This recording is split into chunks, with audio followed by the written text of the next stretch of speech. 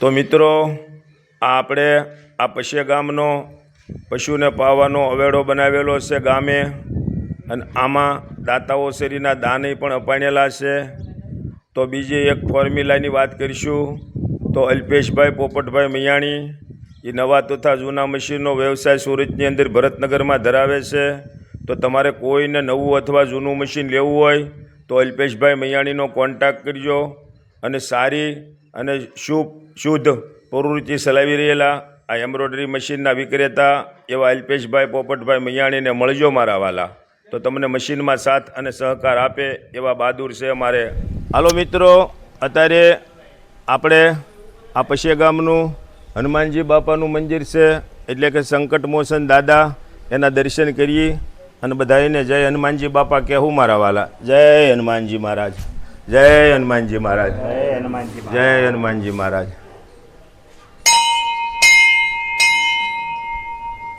આનો ખોલ્યું ફોટો લઈ લો.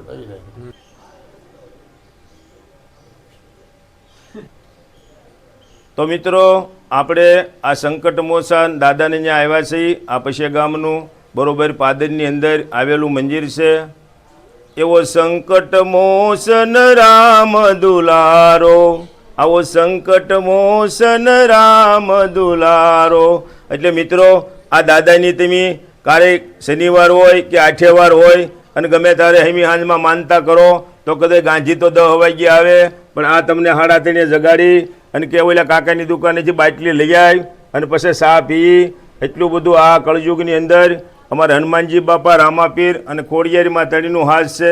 પણ તમને ભરોસો હોય તો, નકર કાંઈ થતું નથી.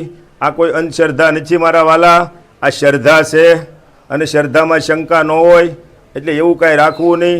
એટલે આપણે ત્યારે એવી એક જય બોલાવી, એટલે લોટીંબા હોય, ભૂરીખ્યા હોય કે પછી કોઈ પણ જગ્યાએ દાદો બેઠો હોય તો એને ખબર પડી જાય કે આજ પશ્ય ગામની અંદર અમારો વિડીયો ઉતરી રહ્યો છે.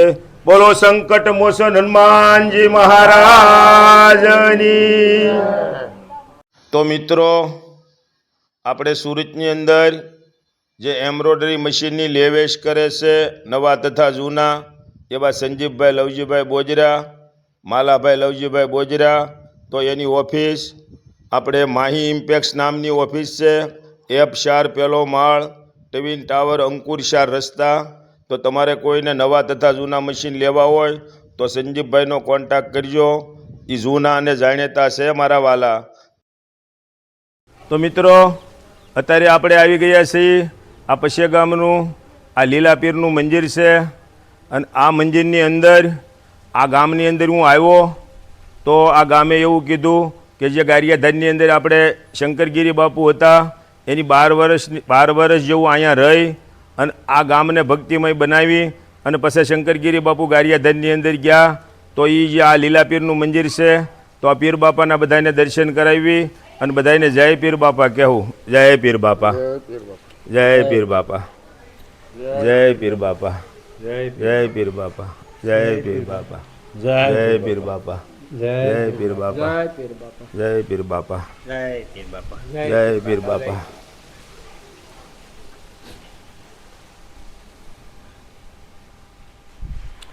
જય પીર બાપા.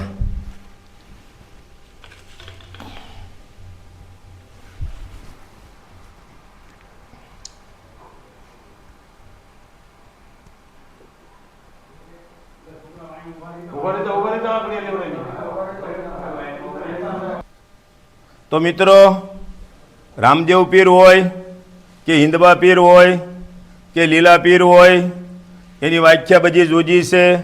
એ તો બધી એકનો એક છે અને 18 વર્ષની અંદર પસરાયેલો છે.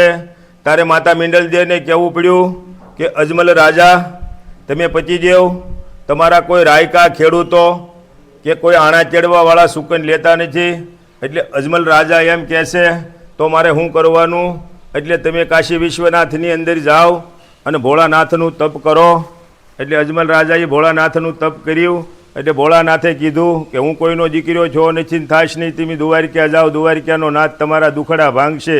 એટલે રાજા અજમલ 1.25 શેર ઘીના 4 લાડુ જમનાજીની જાળી ભરીને દ્વારિકા જાય છે અને દ્વારિકાનો નાથ એવો કૃષ્ણ ભગવાન રામાપીરને અજમલ રાજાને પકડી અને ઊભા કરે છે કે હું અજમલ તમારે અહીંયા આવવાનું કારણ તારે કે 14-15 ગાઉ માથે ભેરબા નામનો રાક્ષસ મનુષ્ય પક્ષી પાણી કોઈને રહેવા દેતો નથી અને મારે શેર માટીની ખોટ છે તારે કે જાઓ એ 2 દીકરા તમને આપું તારી એવા દીકરીની મારે જરૂર નથી તારે કે તો કે તમારી જેવા દીકરા મારે જોતા છે તારે કે જાઓ 1461 દશમની મધ્યરાતે કે 11ના દિવસે અમે તમારે ઘરે બળભદ્ર અને કૃષ્ણ 2 ભાઈ જન્મ લેશું તે કે એની તિથિ આપો વાર આપો બધું આપ્યું પણ છતાં અજમલ રાજાને મન માન્યું નહીં એટલે કૃષ્ણ ભગવાને શું કીધું એ તમે સાંભળો અને બધાય જાણો એ આજે તમે રે પિતાને પુત્ર અમે તમારા રાખવા તોળા કુળની લાજ રાખવા અજમલ કુળની લાજ આજ તમે રે પિતાને પુત્ર અમે તમારા એટલે મિત્રો એમ કીધું કૃષ્ણ ભગવાને અજમલ રાજાને કે અમારી 5 કુમકુમ પગલી પડશે અને અમે ઉકળતા દૂધ ઉતારીશું અને માતા મિંડલજીના દૂધ ઉતરશે બોલો પીર બાપાની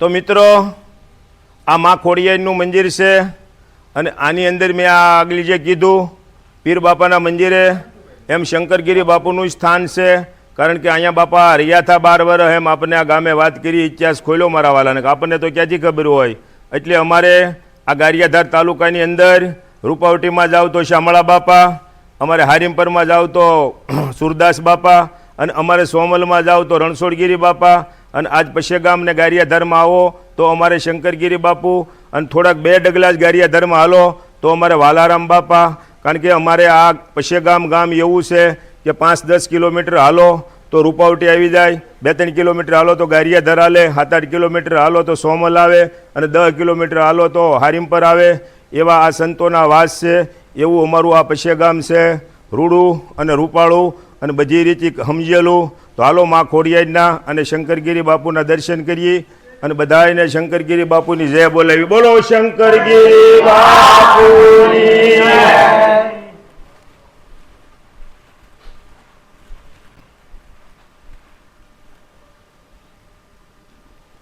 જય માં એ મારી તારા ભેળિયા માર મે નાના બાળ એ ખોડલ એ તું તો ખમકાળી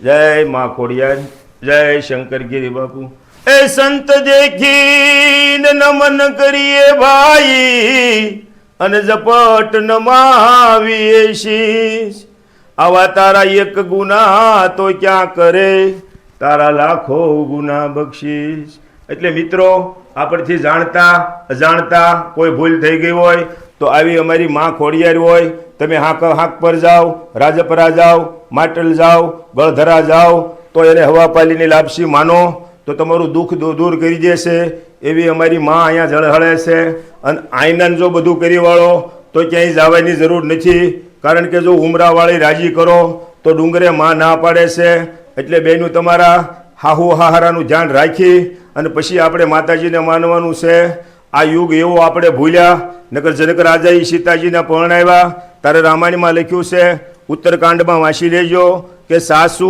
સસુર ગુરુ સેવા કરજે આપણે ગુરુનું કહેવાનું ભૂલી ગયા પણ હવે આપણે ઓલા હાહુ હાહરાને થોડું થોડું ભૂલવા માંડ્યા છે એટલે એટલું બધું ટેકનિકલ યુગમાં આપણે જીવવાનું નથી મારા વાલા તો માતાજી આપણા હાહુ હાહરા એને બધાને આપણે રાખશું તો જ આપણી ભાભી આપણા એના મમ્મી પપ્પાને રાખશે તો જ હાહુ હાહરાને રાખશે તો જ મારા વાલા આપણી ભાભી હશે કે આપણી નણંદ હશે એ રાખતા શીખશે એવી આપણે એક પ્રેરણા આપી અને મા ખોડિયારની જય બોલાવી બોલો ખોડિયાર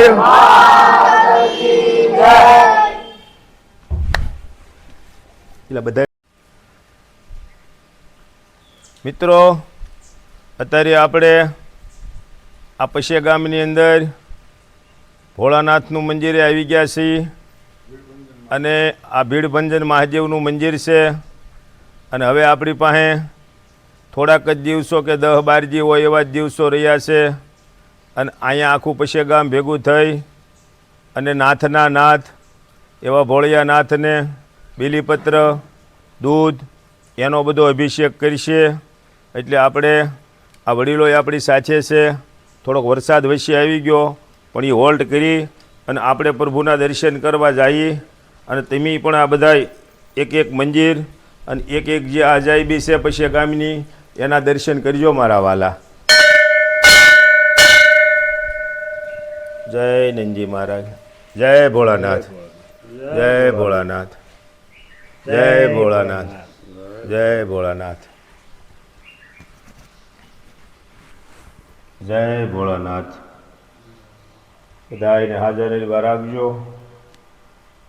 અને એમ વારે વારે તમને કીધું એમ અમારું વર પૂરેપૂરું સુધરે.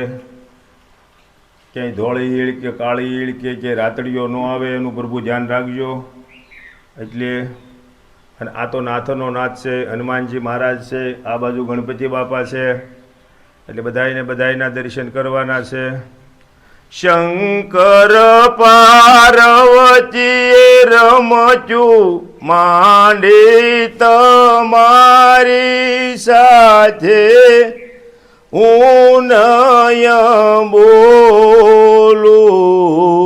ઈશ્વર પાર્વતીએ રમચું માંડી તમારી સાથે, હું નય બોલું. તો મિત્રો આપણે જે નાની વાવડી ગામની અંદર વીડિયામાં કીધું, આવા અમારા 30 વર્ષ પહેલાં કોઈ વાડીઓની અંદર હાથી આંકતા, કોઈ 7 થી 10 ગાડાની જાન લઈને જતા. તો આપણી માતાઓ આવા ધોળ ગાય અને આપણા ઝાડવા, આપણા ઢાંઢાના ઘૂઘરમાળ બધાનો રાજીપો કરતા. એટલે એવી એક જય બોલાવી ભોળાનાથની. એટલે ભગવાનને ખબર પડી જાય કે આજ મારો વિડીયો પછી ગામમાં ઉતરી રહ્યો છે. હર હર મહાદેવ.